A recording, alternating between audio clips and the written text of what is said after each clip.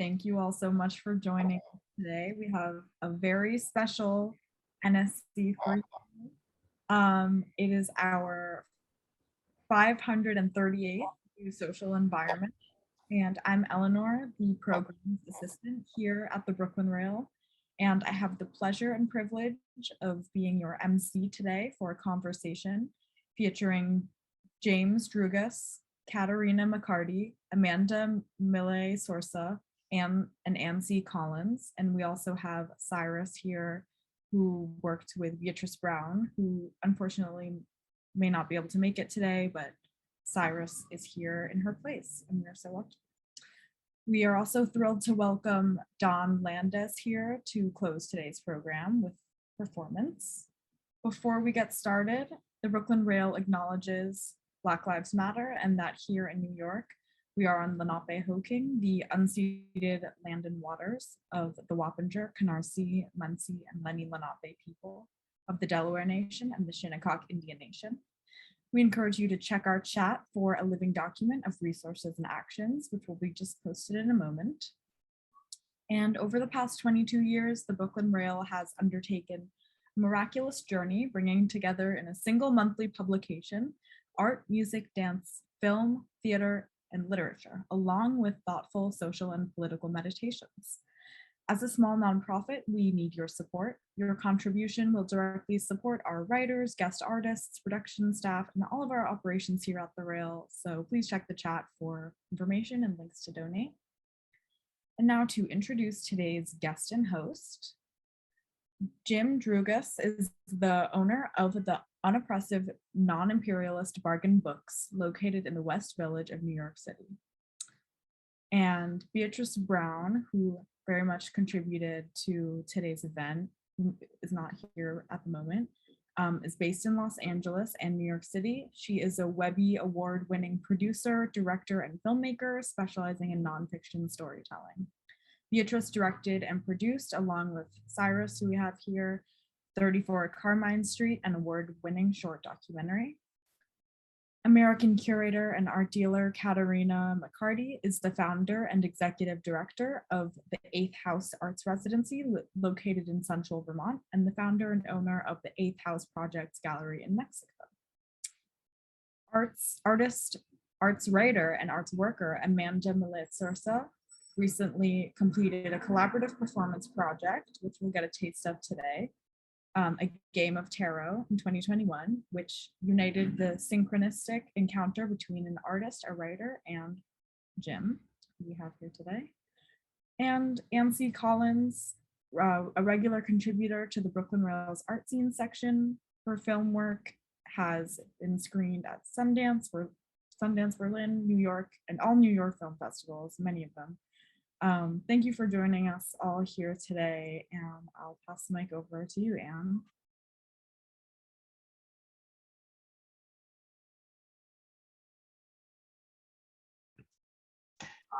You just have to turn your mic on, Anne. Mute myself. Hello. I was just saying to myself, I discovered Jim's Bookstore years ago. I was working frequently on Leroy Street as a freelancer, sometimes long hours, and would pop into the bookstore, maybe at lunchtime, maybe at the end of the day, just for a little calm and a little inspiration. I don't think I've ever left that space without at least one book in hand. I visited the bookstore this weekend, and if you remember, this weekend was really gorgeous. I walked through Washington Square Park. People were protesting, people were playing music. It was a really lovely day in the village, and I wandered west to Carmine St. As I entered the bookstore, I heard a conversation between Jim and a customer who was saying to him, "Someone told me I had to buy this book, but that I would never find it. And here it is in your bookstore." And Jim was saying, "Oh, I have 20 of these." I was browsing the books, and I heard two women passing by the open door say, "This is my favorite bookstore." "Oh, me too." And they kept walking.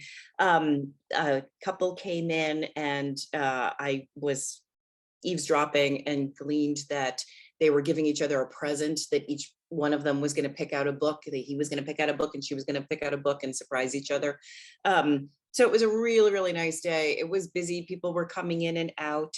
But what struck me most of all as I kind of peruse the shelves myself was how much it felt like being in the home of a dear friend. The kind of friend that reads the same books you do, and the kind of friend that reads books you haven't discovered yet and recommends them to you. I saw Ferlinghetti books. I saw a collection of John Berger's essays. In fact, I think I saw 3 or 4 collections of John Berger's essays. I saw Anne Waldman's poetry. I saw all kinds of books that I either had, wished I had, or didn't know about and immediately had to have. And I did, in fact, walk out with some books in hand after a really nice chat with Jim. So, you know, beyond being a mission to go and collect something that, you know, for whatever reason I needed or wanted, it was just sort of, as it always is, an adventure, a kind of an immersion into a different world that at once felt uncanny and familiar and warm and welcoming, but that was also full of surprises and unexpected, you know, juxtapositions and happenings. So thank you, Jim, for that experience, which is, you know, different every time and yet always wonderful and so important. So I wanted to start by asking you, oh, and I have to add, Jim was behind the counter and Bob Dylan was playing throughout my long stay there, as Bob Dylan frequently is in Jim's store. So just to ask you a little bit, how did you first receive the vocation that you wanted to be a bookseller?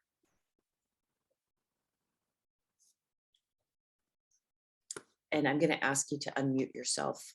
Oh, there I am. Thank you.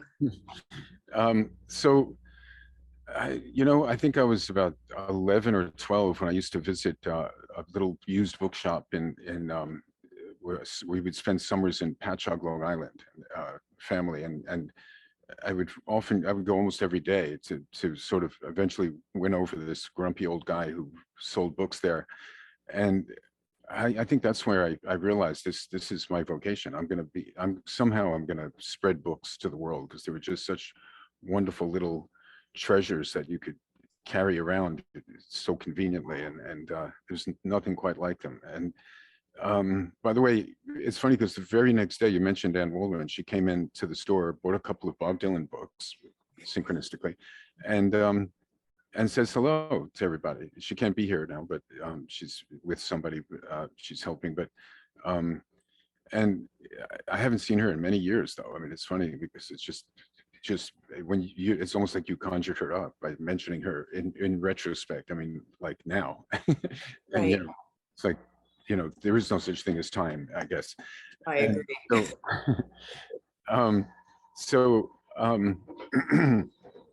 So yeah, and I eventually did charm this guy into being smiling once in a while, and I remember bringing some books to give him, to sell back to him, but it was only he told me, look, you should keep them. I can only give you pennies for them. And I said, yeah, but I want other people to read them too, you know? And that's when I first got him to smile a little bit, you know? But I do recommend people keep books and not give them away, because they're so much fun to reread again and again. I eventually got better copies of each book, you know, I think.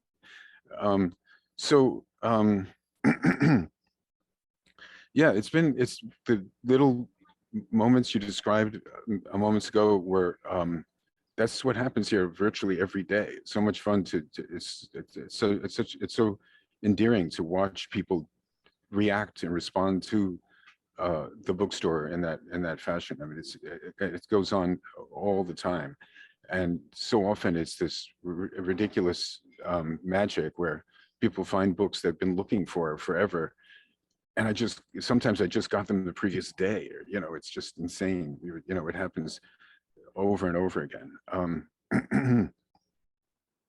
But yeah, I think that's what kind of got me started. But then again, that's the great thing about New Yorkers. We love books. We have books that are kind of in our, somehow like immersed in our neurons and our bloodstreams, or somehow we just can't, we're book lovers, and those are our best, us booksellers, those are our best customers, the ones who just have this great fascination for little packs of paper that give us so much wisdom and so much joy, you know. So you know, I even as I remember in 6th grade in school, I was loaning books out to all my classmates, keeping lists of things that I wanted them to read. And then I guess it's going on very near to 50 years when I first started distributing books for my friends at the American Blake Foundation in Illinois State University at that time, who I rode a bicycle there. And it's so much fun to be able to tell my life story to this wonderful crowd of, you know, of such smart and amazing people, by the way. And then archive it. My God, it's like, what an honor, you know. But meanwhile, that was where I kind of got started in the commerce of books, I guess, which is to say I would go to the Gotham bookstore or someplace, and I even did a little 4-page limited edition collection of Blake quotes that I published in fine paper somewhere in the early 70s. I can't remember exactly. Took that, got it just into the Gotham bookstore and other places like that. Long gone now, but you know, I guess in a way it was always like there was always so many different important things that I gleaned from books that I felt like I just had to share, you know, and I guess the most convenient way to share them, for me at least, was selling them, you know, in that fashion. My very first bookstore was in the around 75 or 4, where in Manhattan Beach in Brooklyn, I rented a tiny little space, and they called it the Unknown Obscure Little Bookshop.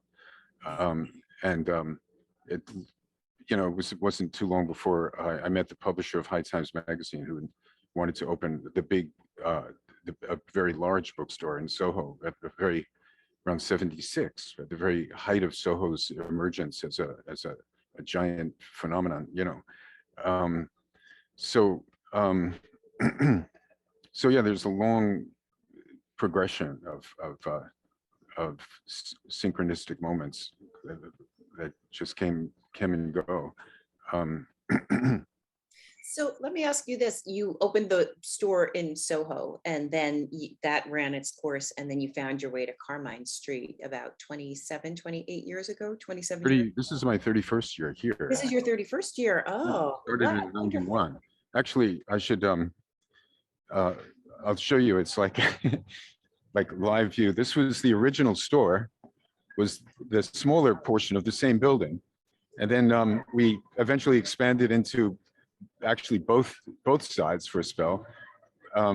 We literally got an apartment in the back where the store was started before we had children. It was really my wife's baby before they were born. And then in the smaller shop, and then we used to sell books on a table in front of our home by Little Red. And then but I was also exporting books on a major scale, you know, to Germany, Holland, England at that stage. After the High Times bookstore thing was over, it was called New Morning at the day in Spring Street. But but then there was a point where we did have the whole ground floor. The landlord was pretty, at that time, the original landlord was pretty easy with us.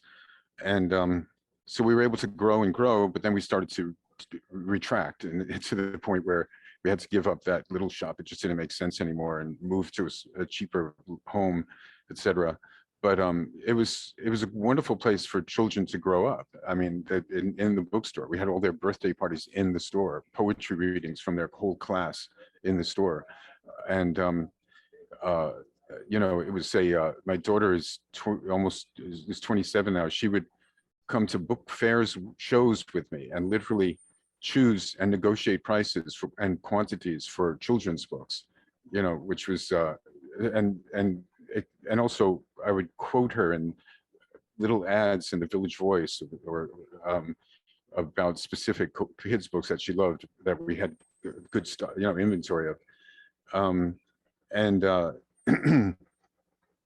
It was you know, it was something that it was pretty special. And as mom and pop concept goes, this was like the quintessential mom and pop bookstore, you know. I think, and now my son is 20, he's helping out in the store frequently. Actually managed to get him to commit to the notion that if we ever get into a situation, which we're not in right now, where we could actually profit from selling books in a better, in another location inevitably, because we have to leave here before the end of June now, we will, he's actually said, yeah, you know, I could do this. I could, you know, I never thought that either of them would want to actually resume this business down the road, but he actually said, yeah, maybe if it's really, if it works, yeah, I could do this, you know. So I think there's no telling where we're going next, but every single time that I had a new lease to negotiate over the 30 years we've been here, each and every time I thought it was over. In fact, this ironically, there's this film, maybe I could show it to you up there, called Obvious Child, which where Jenny Slate works here in the film. It's fictional, of course, very well received independent film. And there's a wonderful moment where I'm depicted in the movie opposite Jenny Slate as the owner of the store, of course, but the dialogue is right out of a real dialogue with this gal that used to work here named Marge, who was the roommate of the filmmaker, where, you know, at a precarious moment in the past, I explained to her that we may not be here much longer because we have to, I don't think we're going to get another lease. That was like 12 years ago or more. And, but we did, of course. But at that phase, she was saying exactly what Jenny Slate says in the film, you know. So I was watching myself being depicted in dialogue for a minute or two in a major independent film, you know, which is crazy. But right. It's a great film. It's another moment of magic, right? Where you're sort of, being replicated in a different medium, you know, instead of in real life. Wonderful. Yeah, and it's always been so enjoyable to do this. I mean, the endearing interaction with customers. We it's hard to call them customers, you know, in a way. I mean, I don't know, another, you know, patrons, whatever you want to say. You know, I don't, at heart, I'm not really a capitalist, but I kind of am in function. But I feel that, you know, capitalism is so wrong, and that's kind of, it is the nature of capitalism to really do small people like us in, you know, like actually, you know, we it's not because I think it's wrong, for example, to suggest that if a business can't make it work in this climate, then it's because they're just not worthy of existing, you know. And not just because there's value in the bookstore, but moreover, it's also the fact that things are rigged against us, essentially, you know, and where we're not really in the nature of this system. This is the same way that, you know, you could say it's rigged against people of you know, who are poor in general, you know, who don't have you know, the means to really, you know, Jeff Bezos, people used to tell me, why don't you get into selling online? Like, you know, but he had $1 million to get started. I mean, that wasn't ever going to happen for me. I mean, I guess it's important that there are all these small businesses, that the big guys, the billionaires, don't take over the world.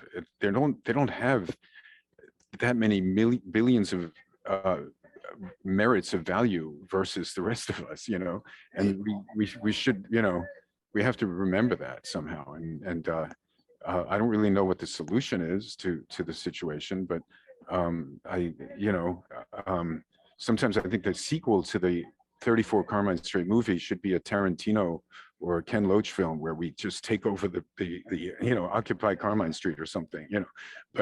But I don't see, you know, I don't really necessarily think that the revolution is going to happen. It's quick enough for us to take back this space. But hopefully we'll find a new home in the next few months. We, you know, we have time. And as I said, that magically over and over again, we have been able to accomplish, you know, resuming this little universe over and again, somehow it just works. You know, it just it keeps happening over and again. So speaking of magic and how it works, I'm thinking about the community that's come around, that's surrounding you and supporting you. And I thought Amanda and Katarina and Cyrus and Beatrice certainly are four people who've recognized the urgency of your situation and have come to support you and have been working in very different ways to try to help solve the problem of your lease not being renewed come June. Jim, could you just sort of tell us a little bit about the changes that have taken place in the West Village? I think we're all pretty familiar with that and what this has led to. And maybe Amanda and Katarina and Cyrus, you could talk about, how you discovered the bookstore and what you've been doing since Jim received this news about his lease. So Jim, I want to ask you, since you moved in 31 years ago, how has the West Village changed from the perspective of a small business owner, from a bookseller? Well, I mean, that store was costing us $1,000 a month 30 years ago. So now they want 10,000 a month. The same landlords, Space you're in. Sorry? For the space you're in, it's $10,000. The small one where we started out that I showed you, the gated, that was for the past 8 years or more, that's been a gift shop, and they had to move out too. Actually, we're kind of lucky we're still here even now. I didn't expect to last this long. The lease ended in September of last year, and it's the COVID on the one hand has been very destructive for business, but at the same time, there's been all this forced leniency, and where they just couldn't easily simply kick us out. We always, managed to pay the rent, even though it was higher and higher and higher over the years, up until COVID. And we always had help with subtenants, and that's something landlords are not so happy about anymore, sharing space. So it's tricky by any means, but I think it's certainly always changing, the village. I mean, it's become one of the most expensive areas in the world, whereas it used to be, relatively reasonable. There's a couple of novels that we exist in as a bookstore by name. One of them is saying that it's like a noir fiction where the character lives upstairs there because it's so cheap to live in the village. That's so completely out of date now. And another one where a character in the film comes into this bookshop by name on Carmine Street to argue politics, which is such an adorable, like that's this book, such a cute kind of acknowledgement for us, so I mean, it's changed, but I think there's still room. There's still room for us. I think that we should be able to, sustain an existence here somehow. Might be more likely that we're not going to just get a landlord to say, here, I'll give you a silly price for that space, but maybe I think we'd be a great asset in terms of a lot of important traffic that we still get every day, all day long, that we could bring to somebody who can spare, 20 or 30 linear feet against their wall for bookshelves and a couple of tables outside, etc. I think we'd be a terrific asset. I think we'd be a terrific asset even for this landlord, actually, in terms of the 40 some odd people who they're going to try to get from that spaces, apartments that are empty upstairs, to feel really way more comfortable about moving here and paying the stupid rents they're going to wind up getting than to be upstairs from some noisy restaurant or Starbucks or something, but it's, it's a matter of psychologically, I don't think they quite get it, but and there may be, it's just the same way that other bookstores like Three Lives got very lucky. They have a landlord in a building where they live up, only just one family lives upstairs and they're happy to keep them. so Bonnie Slotnick's cookbook shop, when she was announcing and all over the press, I've got to leave, I'm getting kicked out. And a family said, oh, we have a ground floor space in the East Village. Well, you can come and stay with us, you know. So there's always that possibility. And considering the vast array of support we've always had, you know, but the hope is that if it doesn't turn up by the middle of June, we're going to have to obviously hide things for a little while. But I'm not ready to quit. I mean, I'm really happy to continue, but it has to be viable too. It can't be. I've watched too many stores like St. Mark's and others who were able to raise enormous support, but then couldn't maintain it at the end. It's happened over and over again, particularly with bookstores, because people love bookstores. They support them to the degree they can, but then eventually you can't expect that kind of support year after year after year. It has to, you know, you do have to find a sustainable sort of situation too, with great care, because if one is too one doesn't want to get into a really risky situation with a very high rent and just dream, you know, with a notion that, oh, well, I'll just make it work. It always did work, again, except for COVID. COVID was the kind of both a destructive force and is kind of what helped us stay as long as we have still, you know. Right. But it's only a matter of an extra year or so, you know. Right. Well, Amanda, do you want to take the helm and tell us how you came into getting to know Jim and the bookstore now that... Yes, absolutely. Thank you, Anne, and thank you, Jim. You know, I met Jim on Craigslist, of all places, in the middle of the pandemic in December 2020. I was getting rid of my Murphy bed in my apartment, and one of the responders was Jim, saying that, you know, he loved this Murphy bed for his small West Village apartment, and in exchange he could give me some books, and he told me that he was the owner of the Unoppressive Non-Imperialist bargain bookstore. So immediately, you know, I thought this is the kind of exchange that I wanted, especially in the middle of a pandemic that, you know, you're not really looking to meet new people, let alone people you don't know. And so Jim came by with his son. They got the bed, and in exchange, he gave me this small poetry book, The Marriage of Heaven and Hell by William Blake. So little by little, I went to visit the store on Carmine Street, which incidentally I had passed a million times. I just never walked on the south side of the street. I had worked nearby, and it was just one of those things where, you know, you have these parallel lives and then one day you meet. So it felt like there was kind of a synchronicity in walking into Jim's store, and I found out later that this was perhaps the story of many people that Jim has brought in there. Mm-hmm.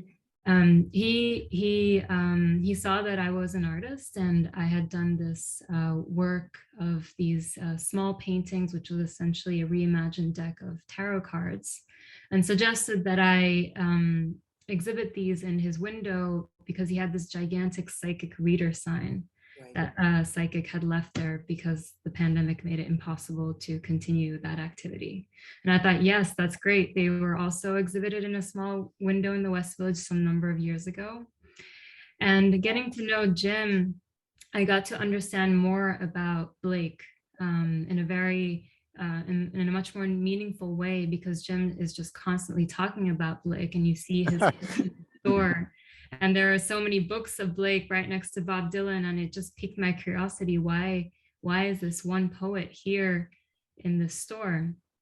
Eventually, I was thinking that, you know, it would be great to have this deck of tarot cards and a performance. And what better way to do that through a poem by Blake, reuniting 5 card players to play the game of tarot. Tarot has a dual personality where it's a Renaissance era card game, but today it's more popularly known as the kind of cards that you read and that evoke a kind of imagery and questioning things in our lives. And that's where the Blake came in for the performance. And speaking about this project, I got funding from the city to do this in Jim's store as part of the many performances that he has hosted there over the years.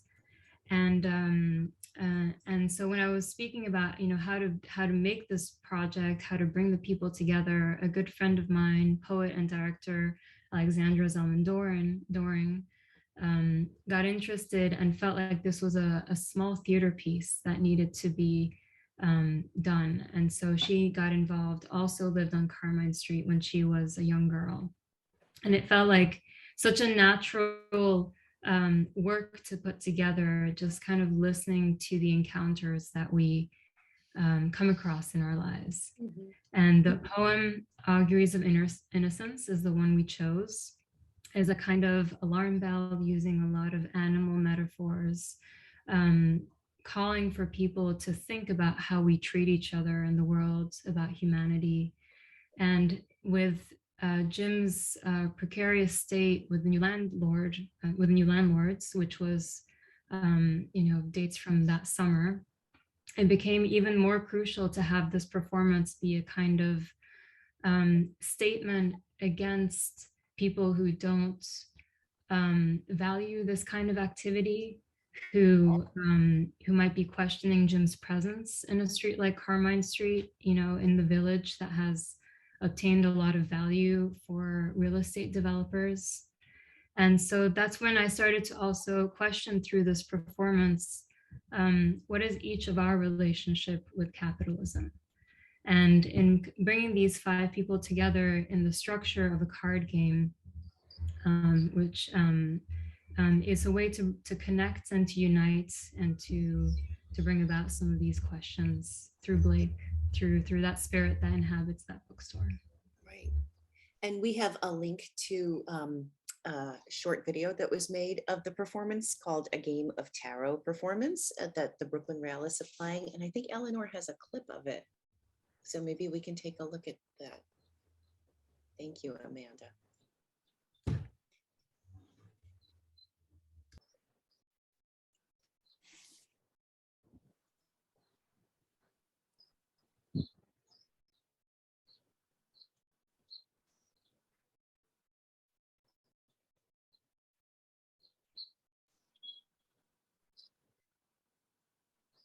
Virgo with Gemini rising. No, Oh, I mean you're right. Well, you're very nice. Husbands are useful Oh, yeah. for something, right? Okay, so what do we think commercial real estate developers are as like a Four group? fifty.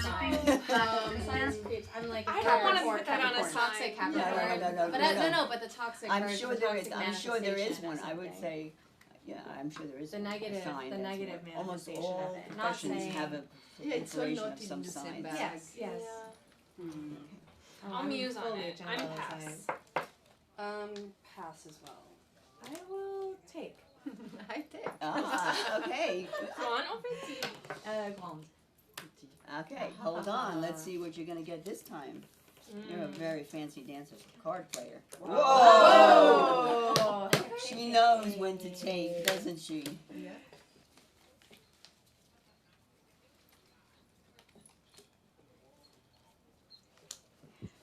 To see a world in a grain of sand. And a heaven in a wildflower. Hold infinity in the palm of your hand. An eternity in an hour.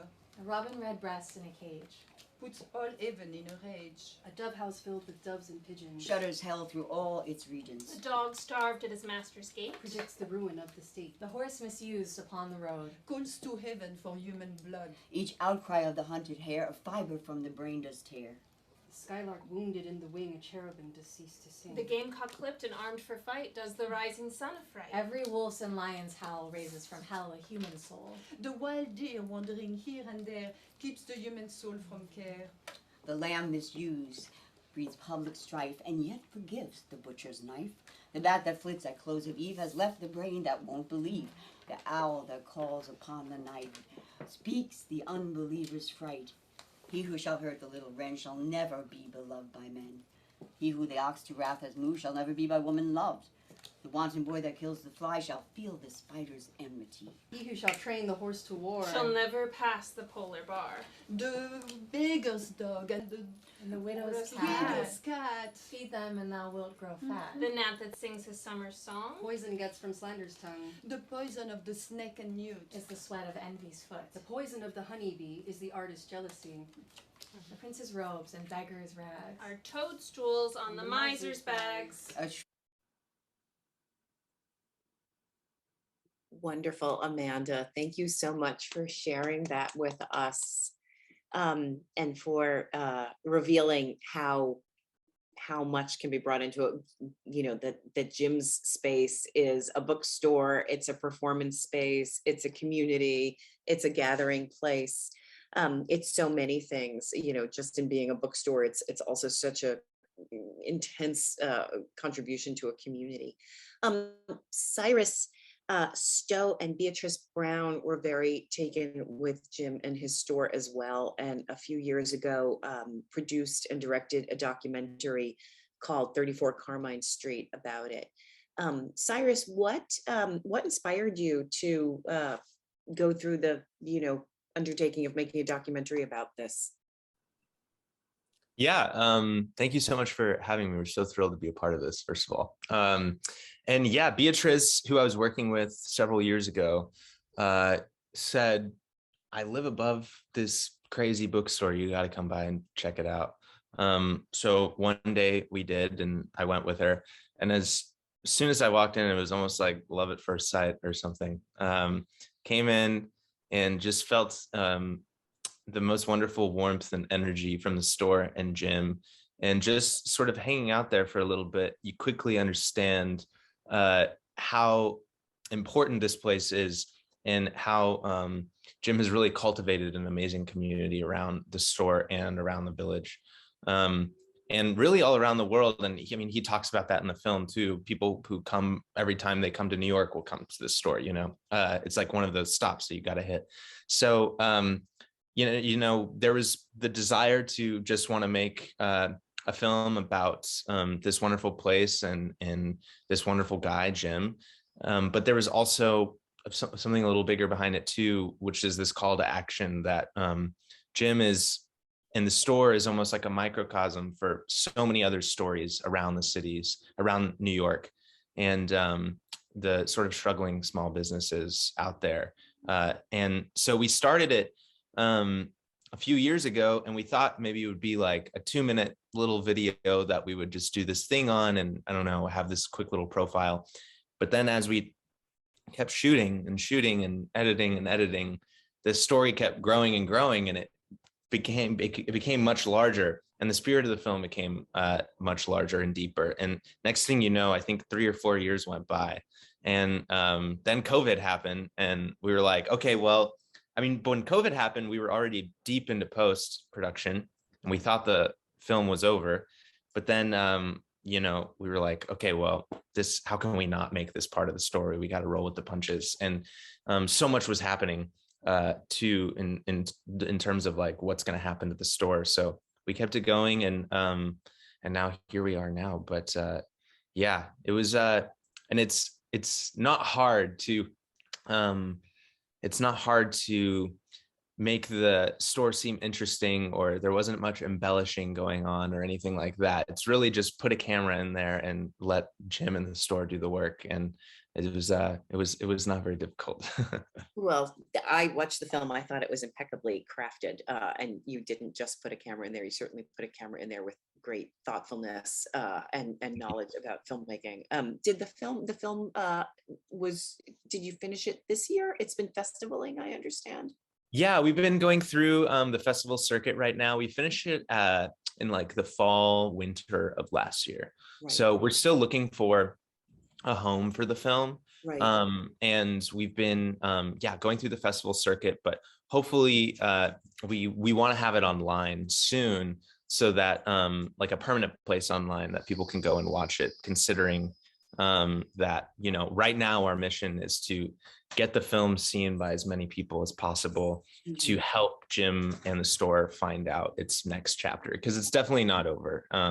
And there is always some magic that that happens and intervenes, as Jim will say. So yeah, we're that's kind of where we're at right now.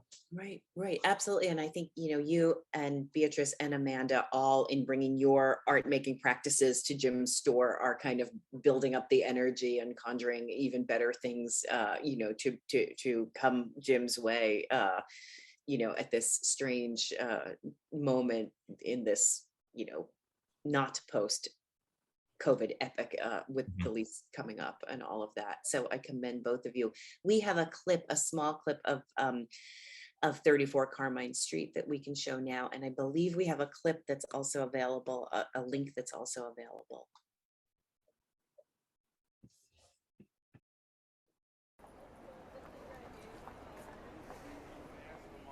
Do they have any psychic books?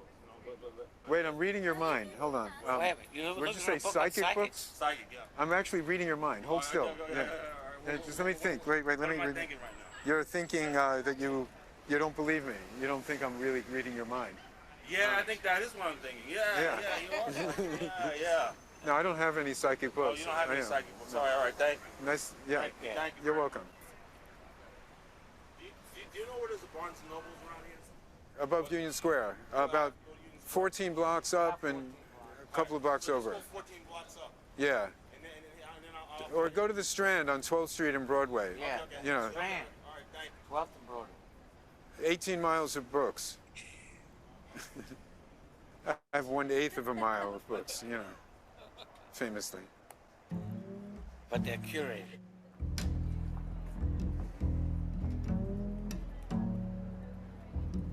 I don't want to overstate it too much because, again, I try to think of myself as a bit of a humble Taoist sort of guy, and I don't want to say firmly that this is so important to me and everybody who walks in here, that it has such a gigantic impact. But, I mean, fuck it. Yeah, it does. There's something magical about his stock, because where do these things come from? How do they float up on shore to Jim? I mean, how does he find them? There's nothing in that bookstore that Jim doesn't think is fantastic. That's, I think, why his store survived so long. I mean, it's like you walk in there and it's like you're in the inside of Jim's brain.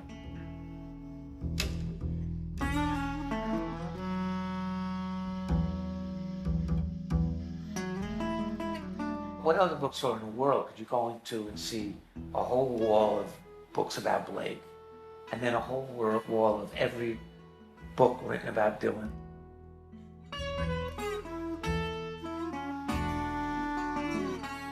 Obviously, I put them together because you could see Blake looking askance at Dylan, from that famous portrait of himself. I think it was made for this moment, actually. Jim plays Bob Dylan songs incessantly in that store. There are literally people who do Bob Dylan tours, and they come here, When you go in there, you're really in a magic place, and I don't think people understand that there is something of the real Greenwich Village there.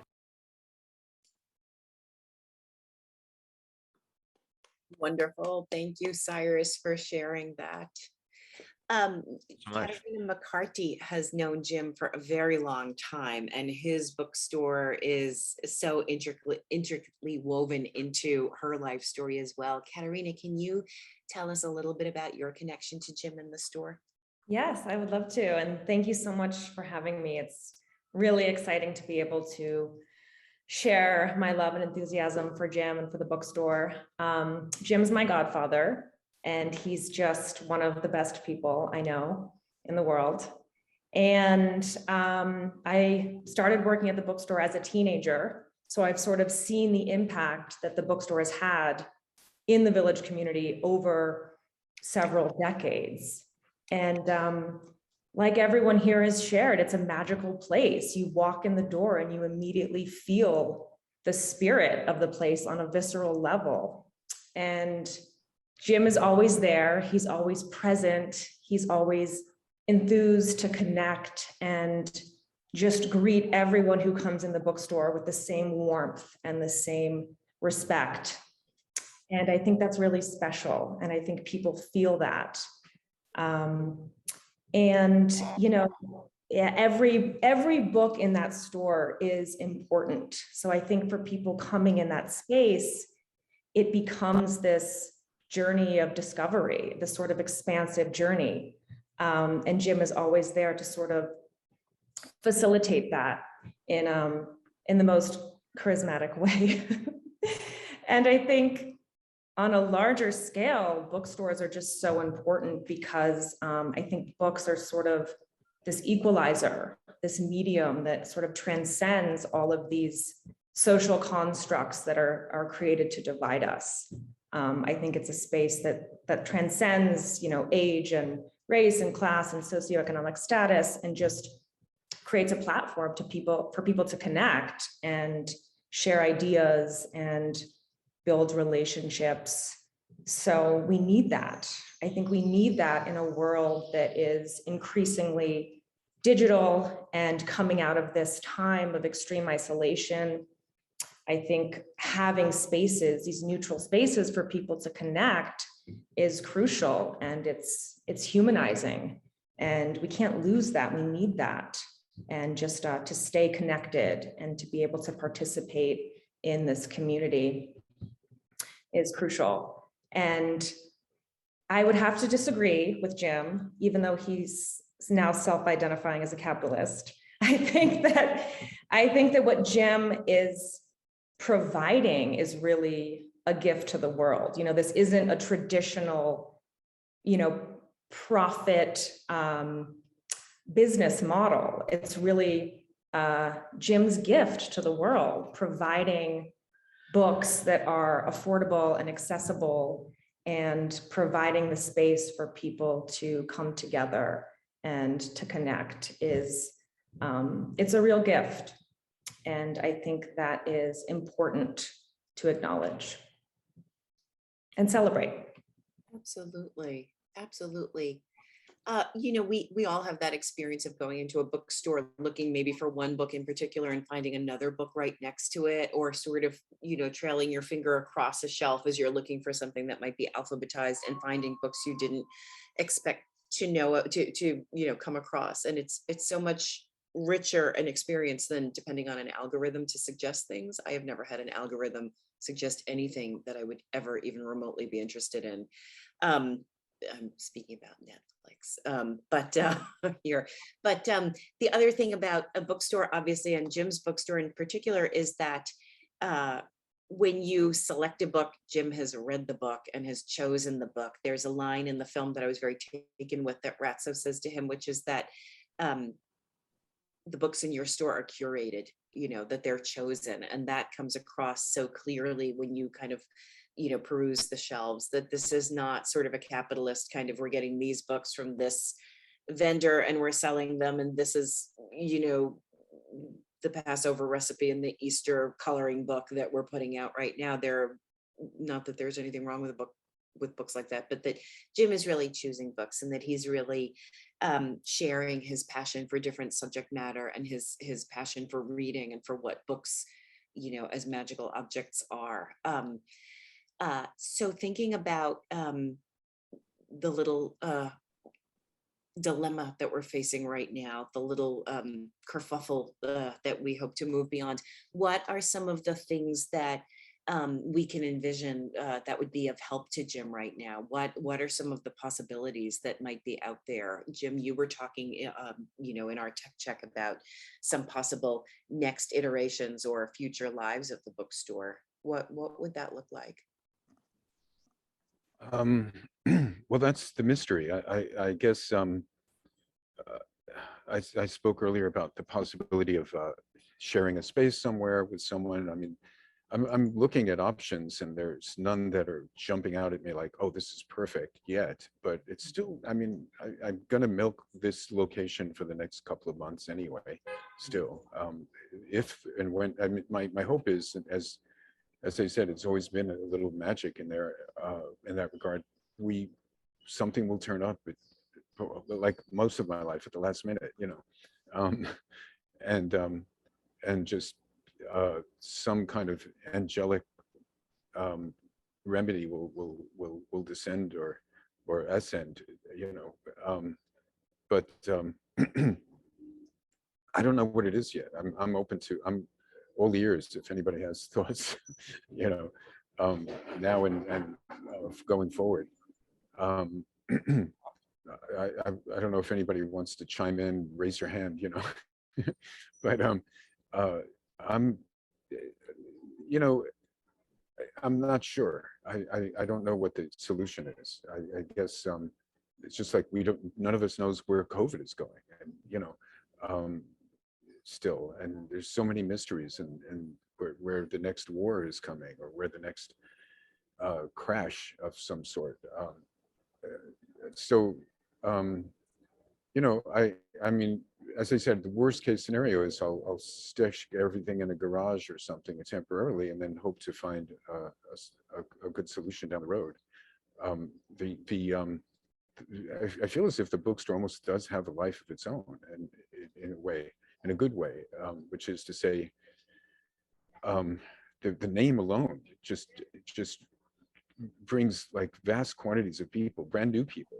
This so-called community is so multifaceted. It's brand new people who come in every single day, and just a thrill to you can see their faces lighting up over. Not first they find out about it by walking by, and they say, "What a great name." It used to be like 30 years ago, the unoppressive, non-imperialist people would say, "What the hell is that supposed to mean?"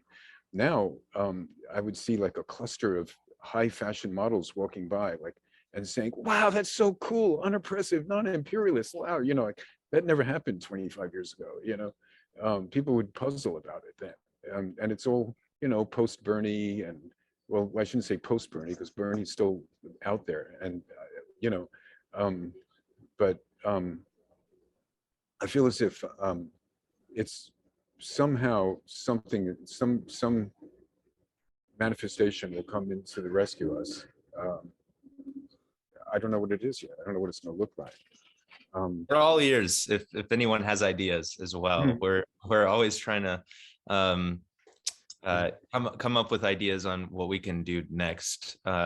And yeah, also I think that's also why we're trying to push the film out as much as possible right now, is just to sort of celebrate this life of the store and figure out what the next life will be. Just to and this event is such a wonderful archive of not only the bookstore, my whole life in a way. You know, I'm very grateful for this opportunity. Thank you, everyone. It's you know, very meaningful to get this kind of acknowledgement at this stage in particular. Right, and, it's really helped to come together, you know, just to sort of have this conversation and celebrate this bookstore, and to bring everybody, you know, to whom it means so much together in this conversation. If anyone wants to chime in and continue the conversation, that is wonderful, but we also have some questions that Eleanor can sort of open up and take over and lead us to, if that's okay with you. Okay, all right, thank you, Eleanor. Yeah, thank you so much, everyone, for such an amazing conversation. It's been really super, just wonderful to hear about the store and all your connections to Jim. For our Q&A, I would love to start with a question actually from Anne, from one of the ones that you wrote earlier. Oh, okay. I guess the one that I want to start with is kind of how, I think you kind of touched on this, but I feel like we could hear a bit more about kind of how the bookstore has served specifically the West Village community, and folks who live there, who have a connection there, and, you know, kind of how that community has changed and how the bookstore has changed with it. Maybe, I don't know if you want to take that one, Jim, or anybody else. Yeah, I'll just say I was really interested in as a person who probably encountered your bookstore not too long after it opened, what the West Village was like when you opened it. This would have been after sort of the idyllic run, you know, kind of high point of the West Village. It was a little bit after sort of Bob Dylan and Cafe Wha, although Cafe Wha, of course, is still, you know, still there. But what kind of West Village did you move into when you started 34 Carmine Street, and what kind of changes over time have you experienced?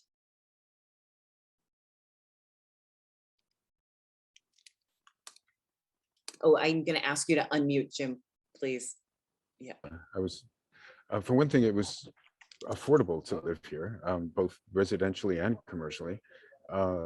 It was, you know, in some ways it was, there were periods from the beginning and onwards where it was a little raunchy. I mean, the village, you know, it was, there was the drug dealings, and there was the, in the park, and there was, you know, the porno shops around where IFC is now, and it was, and somehow yet where I am on Carmine, it always felt a little bit insulated, you know,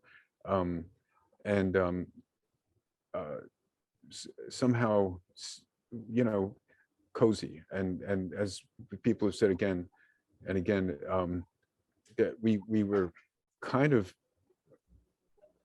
focusing on that culture, that I guess the aesthetic and the bohemian culture, the implicit in the name is a kind of leftist sensibility that was, has been, I mean, I think it's ever present. I don't think it's gone. I mean, in the same way, I think it goes back hundreds of years, the international aspect of the village and the city in general, but especially here, the diverse cultures that come, that descend into the village or are part of it. You know, my children grew up here, and I think that was important to them. They each one of them wrote their college essay about growing up in a bookstore, which is adorable. And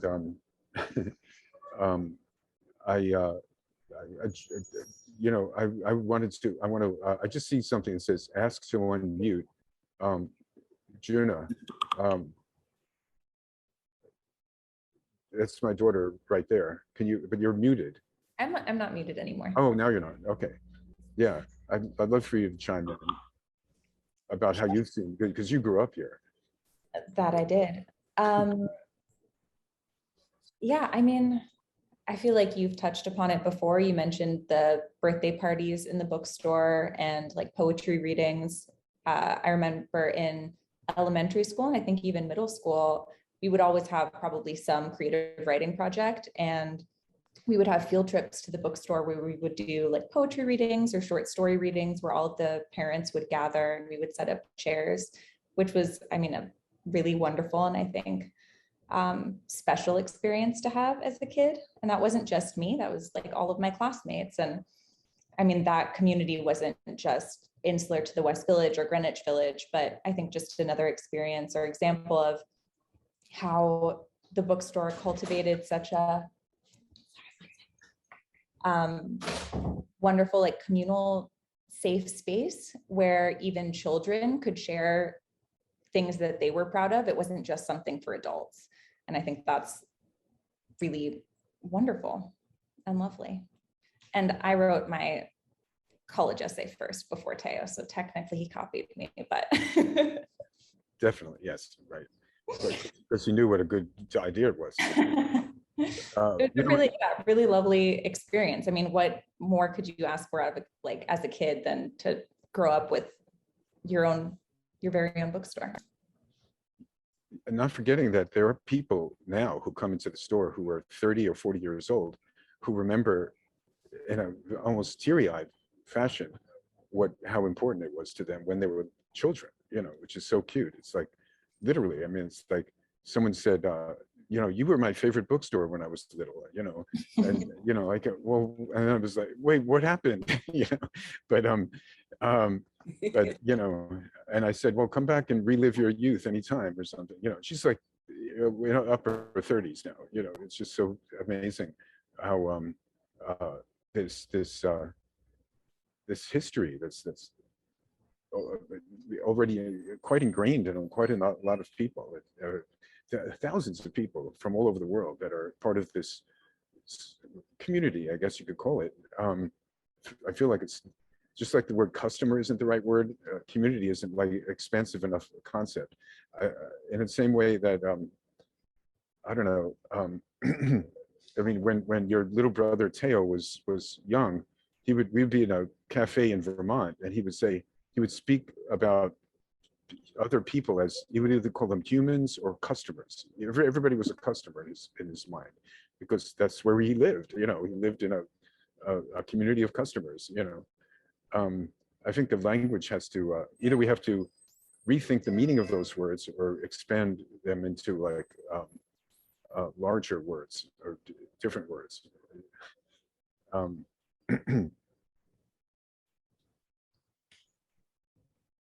Yeah, and I just want to say, having worked there for many years over the decades, yeah, the customers who would sort of be the regulars who would come in all the time really became friends.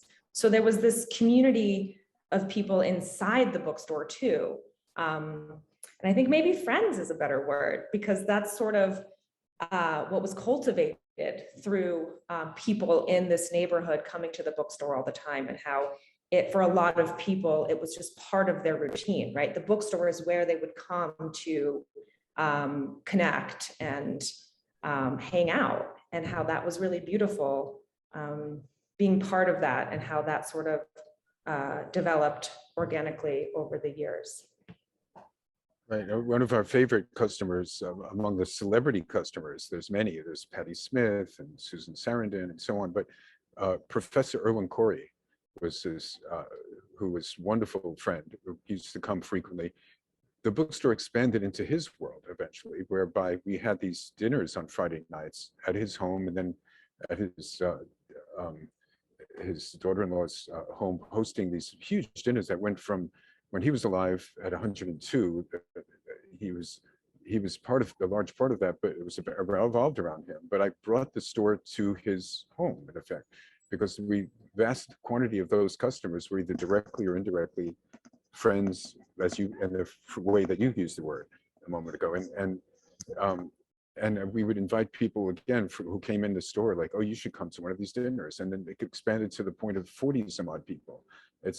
There's a little feature about it in the film, and there's so the community grows even beyond. I mean, we have these tables that you see here, they all have wheels, so we were able to push them aside for that Blake reading and other events.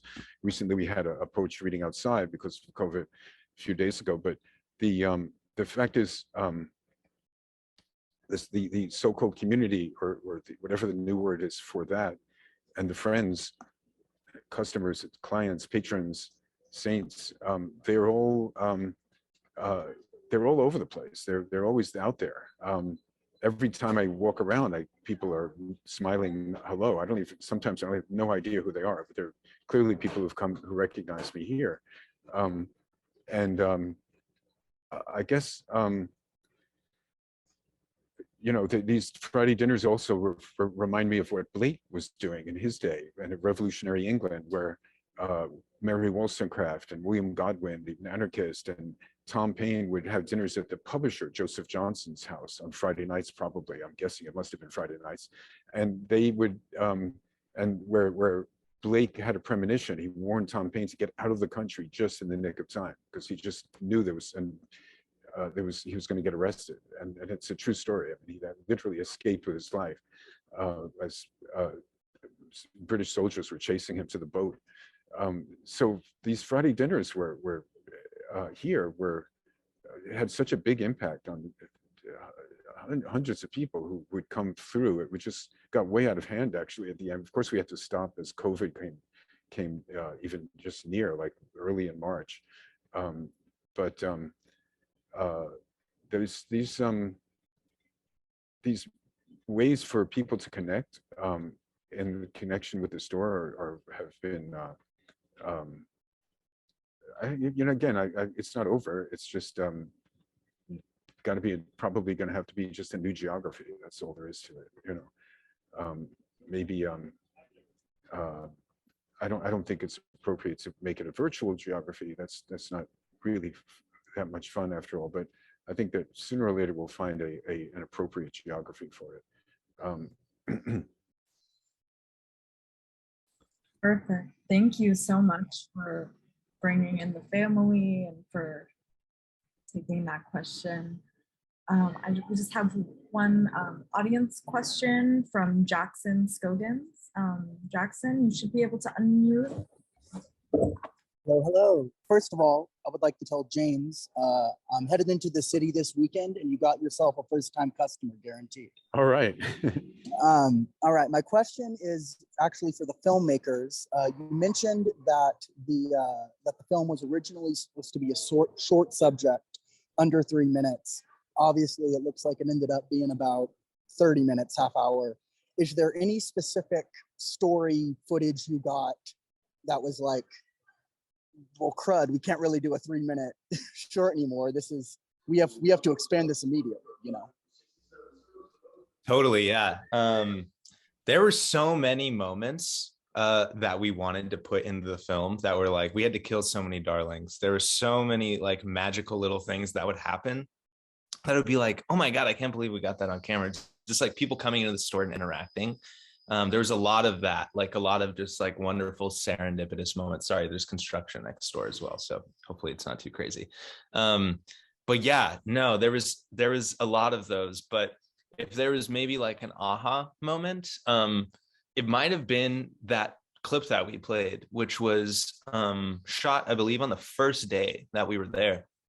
And that moment was like, you know, a minute and a half in itself or something. So we were like, if we got this on the first day, I can't imagine if we just stick around for even a couple more days, what we might get. But then of course we ended up sticking around for 3 more years. And there was just I hope that we do get to make a sequel someday, because there was so much wonderful stuff that I wish that we could squeeze into the film that we can't. And yeah, it is a 23-minute film. And just to go back to the Friends thing as well, I'm not from New York. So whenever I first came to the store, that was within my first year of living there. I grew up in Dallas. And so coming to New York, and then I went to school in Chicago. So coming to New York was like, you know, I met a lot of the people and I made a lot of friends through coming to the store and working on this film. So it was really great. And actually, it was so funny too, the Obvious Child poster that's in Jim's store. I saw that film in high school at a film festival, and it's just full circle for it to like come back around. And then I walked into the store and I was like, oh my God, this is like meant to be or something. I don't know. It felt very, very magical.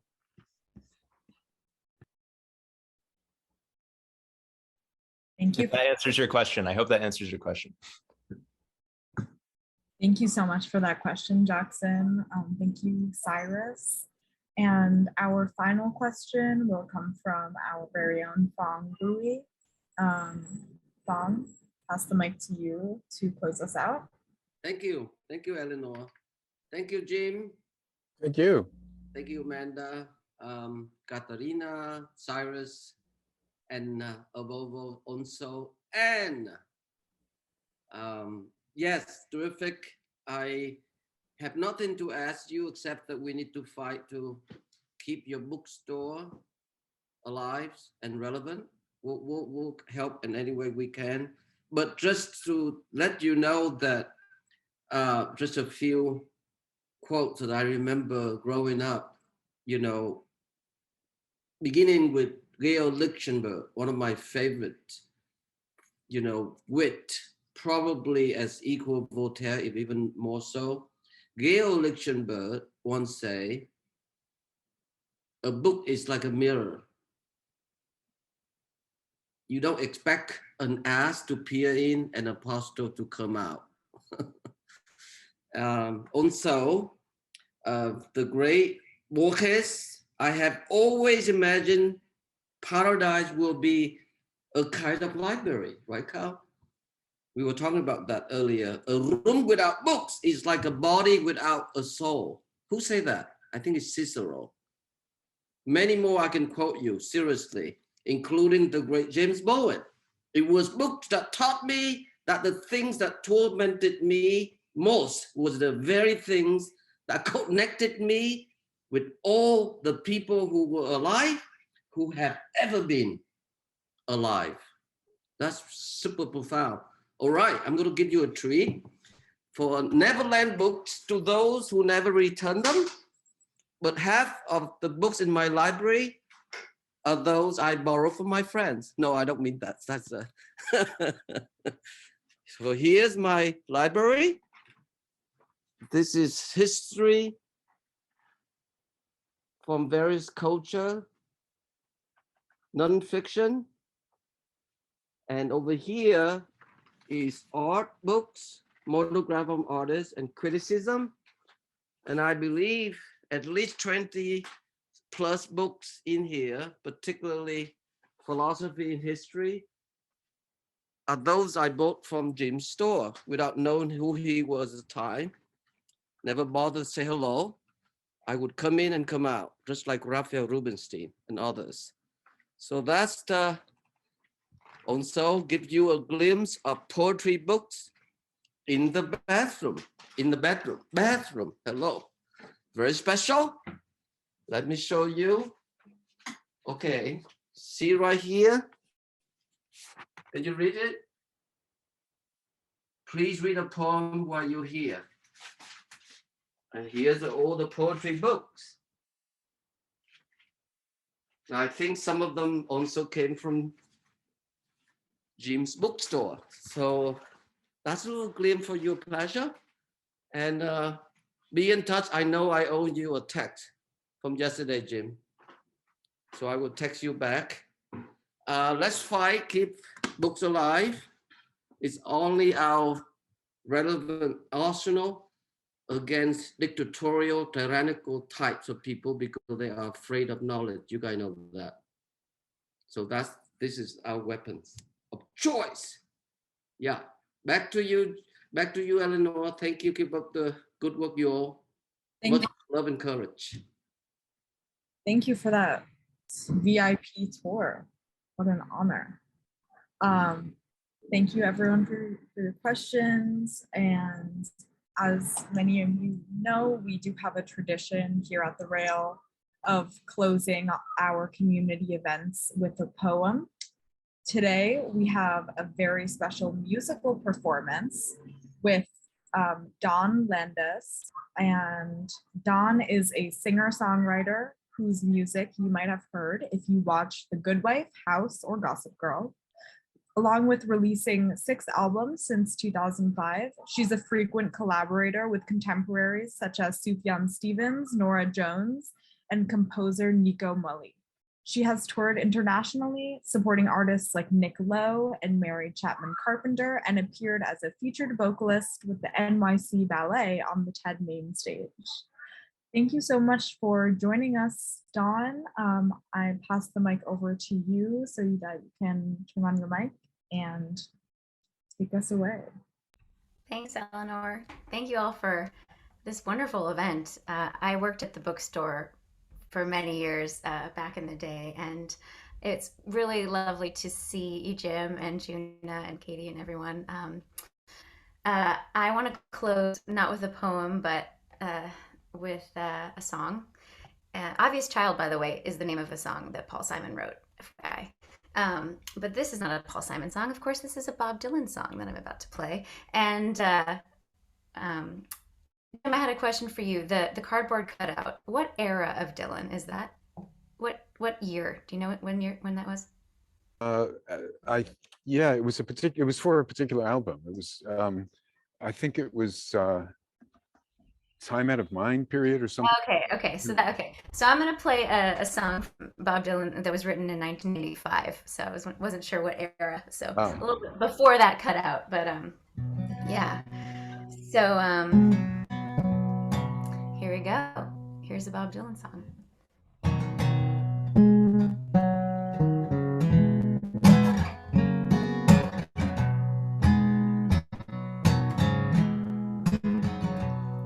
Oh, the gentlemen are taught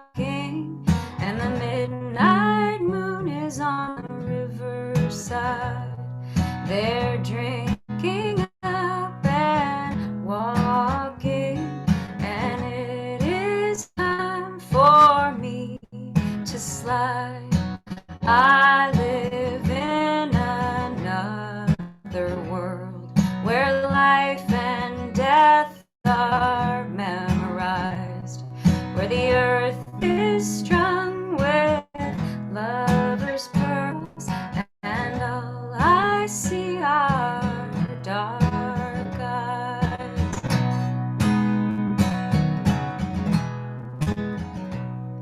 A cock is crowing far away, and another soldier's deep in prayer. Some mother's child has gone astray, and she can't find him anywhere. But I can hear another drum beating for the dead that rise, whom nature's beast fears as they come, and all I see are dark eyes.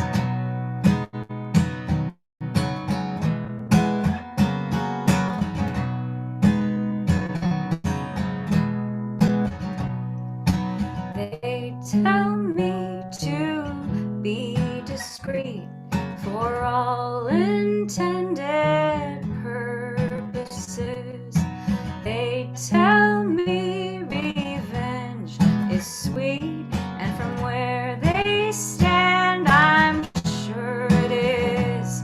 But I feel nothing for their game, where beauty goes unrecognized. All I feel is heat and flame, and all I see are dark eyes.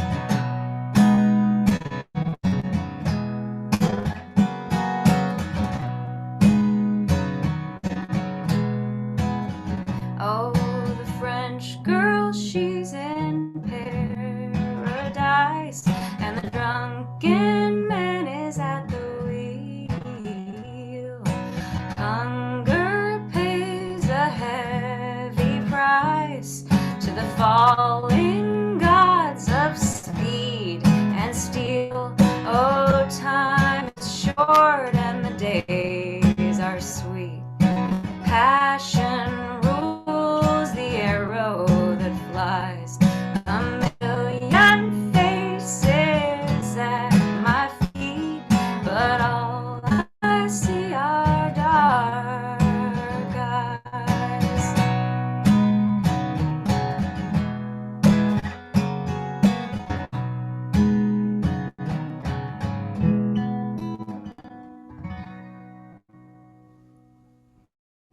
Yeah, thanks everybody.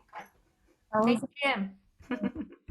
Thank you, Dawn. That was incredible. Perfect way to close, I think. It's been a wonderful afternoon. Thank you again, Dawn. Thank you again to Jim, Katarina, Amanda, Anne, Beatrice, Cyrus, everybody who joined us here today. Been so wonderful. We encourage everyone to view our archive of these conversations on our YouTube channel, where we will upload today's conversation shortly. Please join us tomorrow at 1 p.m. for a conversation on Guernica, the survival of a myth, featuring esteemed art historians and curators, Eddie Chambers, Pepe Carmel, Jose Librero Stalls, Caroline Levitt, WJT Mitchell, Phyllis Tuckman, all hosted by Natalie Gerwaska. We will conclude tomorrow with a poetry reading by Sarah Huddy. You can now turn on your mics and say hello and goodbye as you leave. Thank you for joining us, everyone. Thank you. Thank you, everyone. Thanks, everyone. That was so great. Thank you, Thank Jim. you. Love you, Jim. Thank you. Bye. Thanks, Amanda. Thank you. Thanks again. Still blasting the world.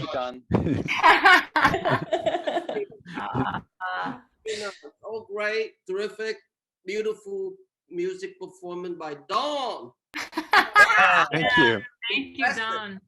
Thank you, It's guys. beautiful. It's beautiful. Charlie, how do you like that? Dylan. That's one of my favorite songs on the album. I couldn't be happier that you chose it. I love that one too. I was just remembering all the times Bob played it with Patti Smith in New York, and what a New York song it really is. She covers that song too, actually, doesn't she? Very, very well. Yeah. Oh, great. Right. Wow. And have a beautiful voice as well.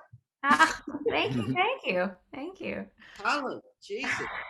Jesus, Buddha. Thank you, Jim. Keep Thank up you. the work. Fun. Will not be oppressed. Pete, thank you, Anne. Thank you, Katarina. Thank you, Anne. Cyrus, Juna, Amanda. A beautiful library. Yes. Love and peace, you guys. Love and courage. We're moving onward, okay? Onward and upward. And Amen. forward. Yes. Absolutely. Thank you. In solidarity. Let's lunch. Right on. Solidarity. Thanks, everyone. Take care. Thank you. Bye. Be safe. Bye. Bye. Thank you, guys. Bye.